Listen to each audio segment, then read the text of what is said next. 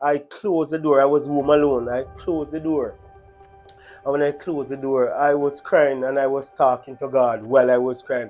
I wasn't even talking to God, just talking sick. I was cursing God. I was saying, God, what have I done? What me do you? And I was talking to him man to man.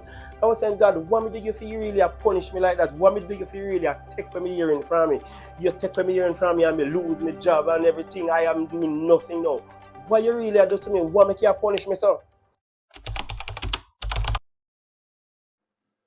Hi everyone, my name is Raphael Whorms and this is my testimony. I can remember back in 2007, to be exact, I was at work and a friend of mine was talking to me, but I wasn't responding. For some reason, I didn't hear. And then for some time during the conversation, he would say to me, Greg, you know, say, you know, I hear nothing. You know, long me I talk to you and you not respond to me. I took that for a joke. Because, I mean, if you're talking to me, you can like whisper to me and expect me to hear you.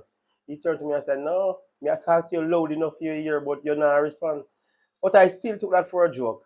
That went on for days and days and days. And, you know, I still keep ignoring. But then I realized that this too was happening in the family, where my sisters or such would be saying, Greg, me I talk to you, you not respond to me, or you respond to something different from me I ask. Now I realized that my friend was really talking the truth. And then I said, okay, fine. I am going to really visit an ENT because I seem to be having a problem. Still not believing I have a problem, I went to an ENT. When I went there, he did not do much. He just asked a few questions and stuff, and then he just gave me a next appointment date. He did a few little in-office checks to the ear, and things were good. So he told me that if I'm experiencing this for the next few weeks, I should pay him back a visit. I realized it was getting worse, so I had to visit him again. On my visit there, he gave me some tablets because I'm vegetarian for the past 20 years. He gave me some supplements saying that these medications should give me some form of proteins that food would give that I'm not eating. So I believed in these medications. I took them, I repeat them, and there was nothing. There was no progress, no change, nothing. And this went on and on.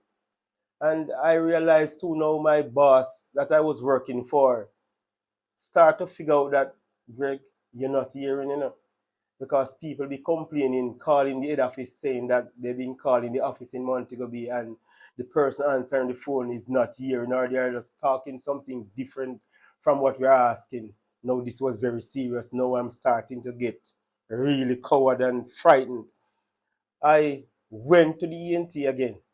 I told him everything that was happening. He told me that if I can use less of the phone, it would be better for me. I told him that no, because the job I was working, I have to be using the phone every single day, sometimes for hours. And he scratches his head. Oh gosh. Anyways, he recommended that I get a hearing aid. Didn't believe I really need a hearing aid still. I still believe that there's something that could be done, like some form of medication or something that could help because probably there was just wax in the ears or something in the ears. However, I told him that is it necessary for me to get a hearing aid? He says, what is happening now? Yes.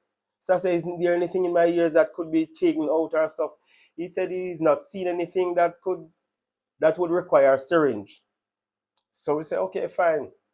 And I keep living with this issue and it is getting worse now. Uh, this begins to stress and work depends on the hearing. People around you depend on you hearing. Anyways, I was living, and I I lost my job. I lost my job due to this hearing issue, and I still keep visiting the ENT, but nothing seems to be happening. I remember once purchasing a hearing aid for the left side of the ear. When I purchased that hearing aid, it's like I could pick up sound waves like from a mile away. But you could hear that there's a sound, but you're not interpreting the sound. So you just hear a blam, but you're not hearing nothing more than just a sound. So someone might be talking to you, but you just hear that someone is talking, but you're not hearing what the person is saying. And then this begins to really stress me more and more now, because the hearing aid, which I was told would help, now seems to even make matters worse. And I live in distress. And for 4 long years, I've been out of a job. And I realized that this hearing is causing a problem, because I've been doing interviews and interviews and interviews for probably about 3 years out of the 4. And nothing, no calls, nothing. I remember even going to an interview where I heard nothing at all that the interviewer was saying, nothing. Because I went in the room, and when I went in the room, what I realized first was that to hear a little, I mean, there would have to be a total silence. And when I went to the interview, the man placed a big Alaska fan right behind me. And then the fan was blowing like there was a whirlwind outside. So I heard nothing, absolutely nothing the interviewer said. So basically, I was there responding to what I think I was hearing, but I wasn't hearing nothing. And then when I realized, I came out of that interview crying. I drove all the way from Runaway Bay right back to Montego Bay, and I was crying and I was praying and I was talking to God, because I don't know what is really happening. I didn't get a hit in the ear. I mean, my family have no traits of any form of like disease or any form of this kind of problem. I was basically the first to experience this that I know of. Anyways, I continue to live. I continue to live with this problem, and I continue to visit the ENT. And I remember going there at one point in time. He sent me to do first he sent me to a brain scan, because he says that if there is something wrong with the brain, then it could be that I may experience hearing issues, because the brain controls your body. And I went and did the brain scan. Not that I want to hear that something is wrong with the brain, but after doing a brain scan and coming back to say, your brain scan results are back and it is normal. I said, oh gosh, the brain scan is normal. So we don't know yet what is what, but we are still going to run a few more checks. So I said, okay, fine. Now I was hoping for progress. I went on and on, still not hearing, still no job, nothing. But I had a little car for myself at the time, so I used to, use it to operate a little robot taxi to make a few dollars, because I had a family. And during that time, even during the taxi world, I realized that this is not even working. I be driving people like from miles from their stop. Driver give me a stop. I remember one point, driver give me a stop. I drove like about quarter mile before I give it. Driver, you don't hear me, I stop you. You don't hear me, I stop you. You think a chauffeur drive me on? I realized that no, this year is really going. And the transport authority, they took the car. So I just quit doing that.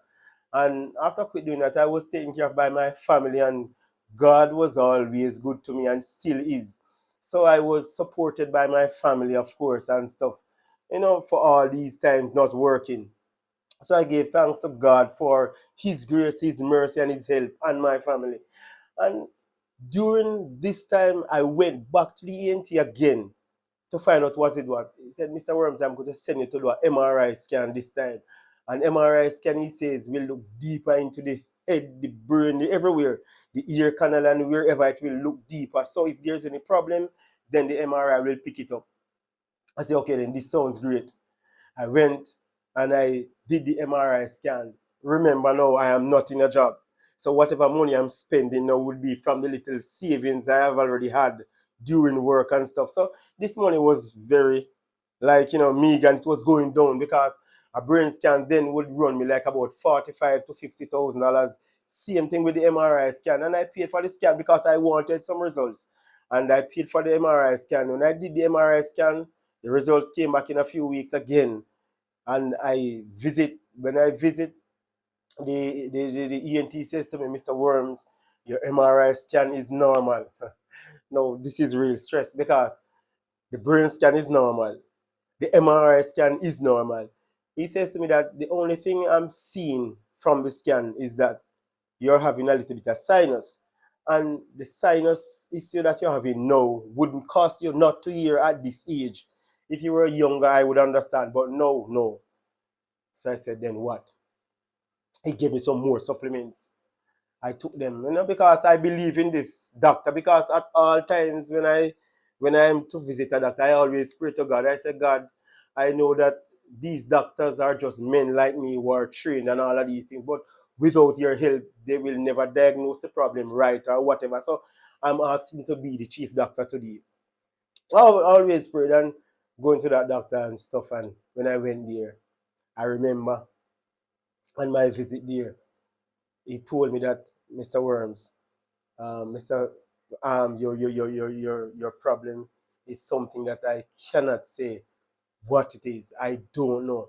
And but he will send me to do a HIV test, because most of the times people who are HIV positive will pick up various form of diseases and whatever that could trigger a lot of stuff. So I went and did a HIV test. When I did the test, the results came back to his office. I went to his office.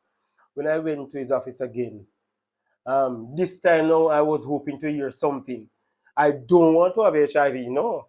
But I mean, you have been doing tests on top of tests and there's no improvement, no results. Every results are normal. Then you're going to say, okay, then fine. You don't want to have HIV, but okay, fine. I have HIV, so this is the problem. So now say, okay, this is it. This is causing the issue. When I went there, he opened the file. Mr. Whorms, your results is here. You're HIV negative. He closed the file. I don't know what to say to you. Now I am in front of a doctor who specializes in hearing. He closes my file. Mr. Whorms, I have nothing. I don't know what to say to you. I was like, I like everything just, I was just melted right down. Because if the doctor don't know what to say to me, what am I going to say to myself? I don't know. And then he closes the file and says, Mr. Whorms, honestly, I don't know what to say to you, but I'm going to have some dialogues with my, other doctors and then find out what is what or how we can help you. And we might have to send you overseas and stuff. So, okay, fine. I said, fine. So I was expecting a call from him. But during this time, after leaving the ENT, no, I said, okay, fine. I don't need to go back to ENT then, because this ENT, which is the best in Montego Bay I've heard, has nothing to say to me of all these hearing tests that came back normal, these MRI. I have nothing to say. So I left and I decided, okay, fine, I will just leave this right there. I continued to pray to God, God, please help me to hear properly, help me to be normal again, because this hearing thing is giving me hell. And I didn't get a call from the ENT at no point in time. I never get a call. And I was there. I decided that, okay, I am not going to even visit any. But while leaving that doctor's office that last day, and he was closing my file, I cried. A big man, I cried. I cried all my way from Freeport, and I was living in Norwood at the time. And then I went up, I closed the door. I was home alone. I closed the door. And when I closed the door, I was crying and I was talking to God while I was crying. I wasn't even talking to God, just talking sick. I was cursing God. I was saying, God, what have I done? What me do you? And I was talking to him man to man. I was saying, God, what me do you if you really punish me like that? What me do you if you really take me hearing from me? You take me hearing from me and me lose my job and everything. I am doing nothing now. What you really do to me? What make you punish me so? And at the time, there was a song that says, why me? Why me? The Lord says, why not you? Your trials come to make you strong. That song, just lodged in my head. And I stopped crying immediately. And I just said, God, have your way. And just have your way with me. Whatever is your plan, just let it flow. And after that, it's just like my tears just went dried. And, I just stopped crying. And for some reason, I stopped praying about hearing normal again, because I was saying to myself that probably this is God's plan. Still not knowing if it was God's plan, but I said to myself, this is God's plan, because I wasn't getting an answer, so probably this is God's plan. I stopped praying for a normal hearing again, because I was saying, God, you have to hear me. Because if me keep on a pray to you every single day and you not done nothing about it, I mean, this was going on from about 2007 and it never changed. So I was saying, it is God's plan. So I was there without a job and with the hearing issue. And I didn't know what to do. I had my car and I was saying, I need to do something because all the little cash was there and it was getting, you know, and I was saying I have to do something. I sold the car that I had. And when I sold the car, I started some food business. I bought a truck and I started a food business because I said, okay, then if I need hearing for a job out there, then I have to create my own job. So I went ahead and I sold the car. I always like foods. So I sold the car and I bought a food truck. I bought a truck and I converted it into a food truck and I started my own business. And today my business is still kicking. And I'm saying this to say that sometimes our trials, it really comes to make us strong. And sometimes too, we may not understand what God is doing behind the scenes. We may not always understand what God's will is. And we may not always know or understand what is God's will for our lives. But at all given times, I have learned then, and I am still learning now to trust God and to trust the process. Because honestly speaking, from that time till now, my hearing has improved, but it is not fully better. But I have learned to trust God and I'm living comfortably with it like that. So I learned to trust God during that time, and even till now, I have learned to trust God. And I'm a happy man with this hearing loss. I am still an happy man, and I have a good wife that, I mean, she's my spokesperson. So if anyone calls Beaves, answer that phone for me, please, or so come close and she would hear. Because when it comes to the phone, it's a problem still hearing. I hear less using the phone than a normal conversation. So she would be right back. She whisper that. So I mean, I have a good wife and she's there with me. She accepted me with this and she's still accepting me, and we have learned to live this life as it's a normal life. So I'm telling everyone that sometimes we are going through our little crucibles and we think that God is not there. Once we learn to trust God and trust the process and know that God is going to always come through for us, no matter what, because God has told us that He will always be there for us at every given time. So let us learn to trust God even when we don't understand the process.